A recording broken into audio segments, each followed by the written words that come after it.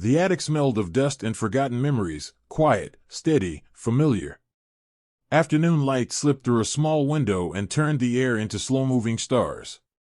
She climbed the narrow stairs with two hands on the rail, telling herself she only needed a few boxes, maybe a quilt, maybe a photo for her daughter's mantle. The house had belonged to her mother, and before that to her grandparents. The wood seemed to remember every footfall. She opened a trunk, winter coats with a whisper of soap, an apron stitched with a crooked blue flower, a tin of buttons that clinked like coins from an old game. A ribbon bound a fan of postcards, each with neat handwriting that sounded patient. The lilacs are late but trying. Your father fixed the porch step, mind it anyway. Her grandmother's voice lived in those lines, gentle and practical, like a hand smoothing a tablecloth. Behind a crate of mason jars sat a shoebox tied with faded cloth. The bow had the look of a promise someone meant to keep. The knot loosened with a sigh. Inside, a thin scarf folded like a breath, and beneath it, an envelope the color of tea, a black postmark circled clear, 1942. She held it as if a bird might startle and fly. She remembered the hallway photos, her grandfather in uniform, cheekbones like uncarved wood, her grandmother at church steps with a shy smile and one hand resting over her middle, as if guarding a small future. On the envelope, the return address was this house. The handwriting was round and steady, the kind learned on a kitchen table.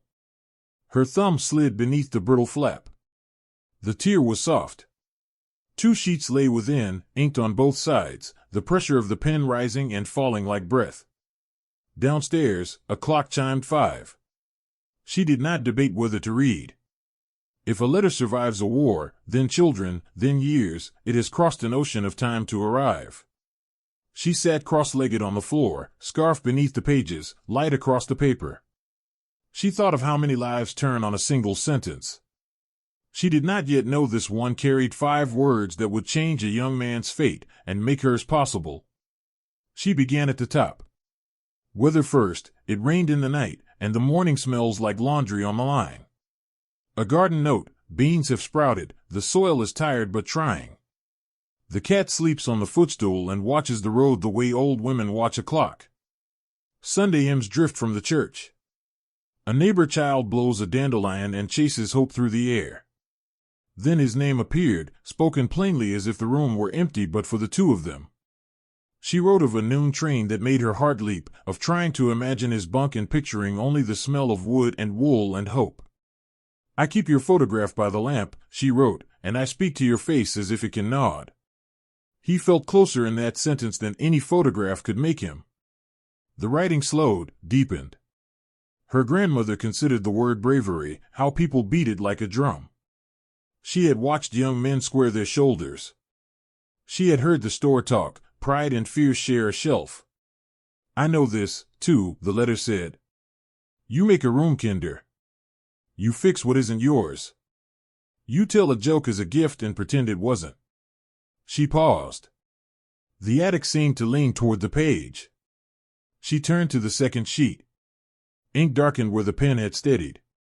And then, halfway down, 5 words stood together, underlined once, the letters leaning into one another as if to keep warm. Please don't be a hero. She drew a breath and held it. Not scolding. Not fear pretending to be love. Love, plain and honest, a hand finding a hand in the dark. She heard the sentence in her grandmother's voice, the way you say, wear a coat, the wind is sharp, or bring bread home even if the shelves are bare. She looked up into the dusty light. Somewhere below, the clock let a minute go by. She lowered her eyes to the last lines. Near the bottom, a small leaf was sketched. Then a sentence began and didn't finish. If you hear the church bells next spring, it will be because. The ink ended in a tiny smudge, as if touched before it dried. She placed the 2 pages side by side. She could feel her own life tilting toward a truth she didn't have words for yet. She would start again from the top, slowly, like prayer. But first, water from the kitchen, sunlight across the lilac by the fence, a breath to steady what the heart already knew. Inside this envelope waited a lifetime of love. She read again, and this time the town itself seemed to speak. The bakery door swung wide when oven heat pushed it. Tracks hummed a second before the headlight showed. The flag in the square hung at half-mast for someone's boy. The grass is so green it seems indecent, her grandmother wrote, as if it doesn't understand. The postman had started greeting her like family, hat paused in his hand, as if to carry a portion of the weight. On a Saturday, the church basement filled with women and stitches. Too sweet coffee, biscuits that tasted like childhood. The pastor's wife said that keeping hands busy could keep hearts from coming undone. I thought of your hands, the letter went on, how the world gets simpler after you touch a thing. Come home for the slow work, the work of living. The plea was not grand, it was steady. Midway down the second page, the underlined line returned to her mind and stayed. Please don't be a hero. The words did not argue with duty. They lifted up another kind of courage, to choose life when the world prefers headlines, to come back for gardens, radios that stutter and then clear, soup that needs tasting twice. Choose the quiet thing, the letter asked. Choose to help and to hold. Choose to come back to me. She reached the unfinished sentence again. If you hear the church bells next spring, it will be because the smudge at the end felt less like a mistake and more like a pause that needed time to ripen. She traced it lightly with the back of a finger. In the shoebox, tucked beneath the scarf's edge, she found a small photograph of the church, simple steps, a square tower, sky without drama. On the back, in her grandfather's firm block letters, May 1943, kept my promise. Smaller, beneath it, in her grandmother's hand, me too. A sound rose in her throat that wasn't quite a sob, more like a soft astonishment, the kind that comes when a puzzle piece clicks as if it always belonged. She looked around the attic, coats, postcards, the tin of buttons, and felt the house settle one breath closer. Downstairs, 6 chimes like calm footfalls. She thought of a long-ago morning, a young man in a barracks that smelled of dust and wool, holding these pages, the ink still slightly raised, reading the underlined words until something inside him grew quiet and sure. She opened a narrow chest in the hallway below a false panel and found a brown cloth notebook, the size of a hand, that smelled like a library that had learned to whisper. On the first page, her grandfather's pencil title, Brief Notes. Only what I can say without breaking. The entries were spare. The weight of a canteen. Nails and boots making music on town hall floorboards. Washing a face with water that tasted like morning and tin. A man offered me half an orange, he wrote. I felt like a cathedral all day. I missed you, then I mended something, and the missing sat down and waited. Butter the toast all the way to the corners, it matters. One page wrinkled where wet had dried unevenly.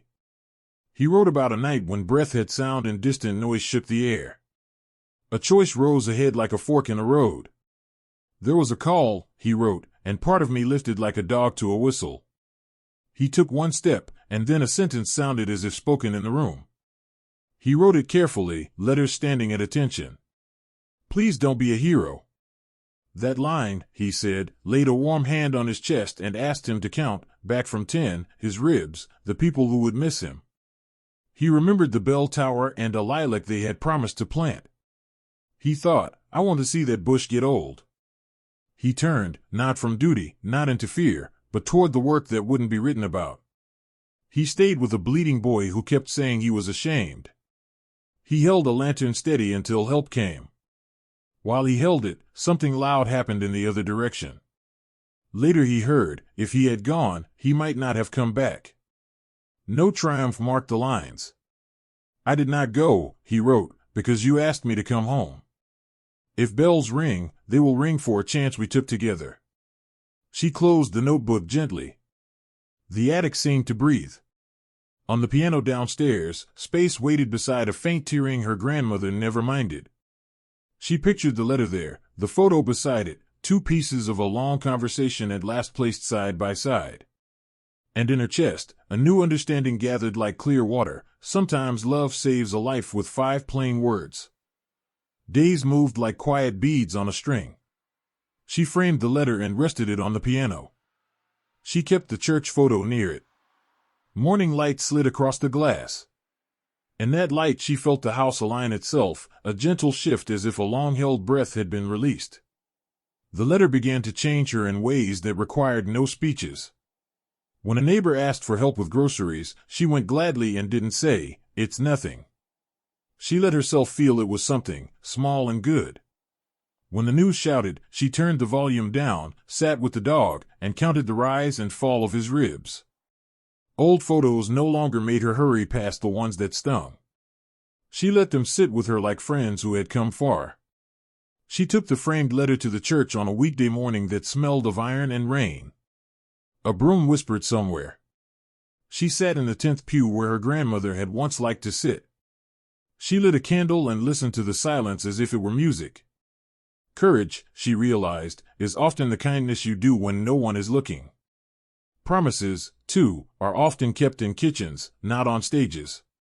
Back at the house, she buttered her toast to the corners and smiled, thanking a man who had written that such small things mattered. The notebook stayed by the letter, the two of them nodding quietly at each other whenever sunlight crossed their faces. She walked into the yard. The lilac stood by the fence, older than she was, full of leaf, patient. Kneeling, she dug with her fingers and found a thin, rusted tag, the kind that once named a sapling. No letters were left to read, but the circle in her palm felt like recognition. She pictured the two of them, years ago, planting it with the calm belief that there would be spring after spring after spring. As she moved through rooms, the unfinished sentence from the letter softened and filled, "If you hear the church bells next spring, it will be because we kept our promise." The words arrived not as thunder but as a warm shawl across the shoulders.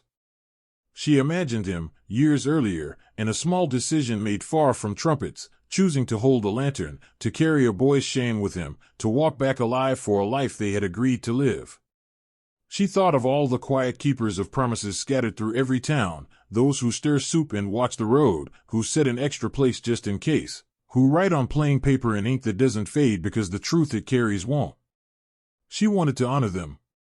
She wanted to say, "I see you." Late one afternoon, she opened the small attic window. Air came in thin and cool. Somewhere a dog barked twice and decided the world was all right. She pressed the letter to her chest and closed her eyes. Behind her eyelids, a barracks. A young man's hands. 5 underlined words like a prayer. And then, weeks later, a crossroads with no music. His turning toward the plain road. His return. The church bells. May 1943. Kept my promise. Me too. She folded the letter as if laying a child down to sleep and carried it to the table. Steam from the kettle rose like a soft amen. Peace arrived not as triumph but as recognition. The missing piece of a story had found its place, and the story had always been hers. Evenings gathered like friendly quilts. She sat by the piano, sipped tea, and let the room turn gold. She thought of the times she herself had tried to be the hero in small ways, and how it had worn her thin. The letter offered another way: choose life without applause, choose presence over proof, choose to come home. She looked at the framed pages, ink, smudge, leaf, the underlined line, and felt gratitude move through her like a tide. Gratitude that love had spoken plainly. Gratitude that someone had listened. Gratitude that promises, once planted, can grow into shade for grandchildren yet unborn. She found herself saying quiet thank yous throughout the day. Thank you to the kettle that sings. Thank you to the bus driver who waits a heartbeat longer for a running passenger. Thank you to the memory that stings and then softens, teaching you how to hold what was without arguing with what is. Thank you to an ordinary table waiting for hands to come home and rest upon it. Sometimes she imagined what she would tell her younger self now. Not a lecture, just a cup of tea and a short sentence across the table: you don't owe glory your whole heart. Save some for the people who say your name softly. Save some for the lilac that will bloom whether anyone claps or not. Save some for the person who needs a lantern held steady while help finds its way. She visited the church again near dusk. The custodian waved. She stood in the doorway and listened for a bell that wasn't ringing just then, but in her bones, it was. She smiled at the thought that bells ring not only for weddings and homecomings but for quiet promises kept in kitchens and attics, for a life chosen when no one was counting. Back home, she slid the shoebox into a lower drawer, not hidden, just placed with intention, so that on some soft future afternoon, a granddaughter might find it and climb a narrow set of stairs and see desk turn to stars and feel a story step into her hands. Maybe some love stories never end, they wait like paper and ink for the right light, the right reader, the right breath. She blew out the candle. The small sound the flame made felt like a curtain closing at the end of a gentle play. Paper rustled. The house settled. Night came on like a friend. If this story touched your heart, subscribe for more forgotten letters and timeless memories. Have you ever found something from the past that changed how you saw life? Share your story in the comments. Your words might comfort someone else.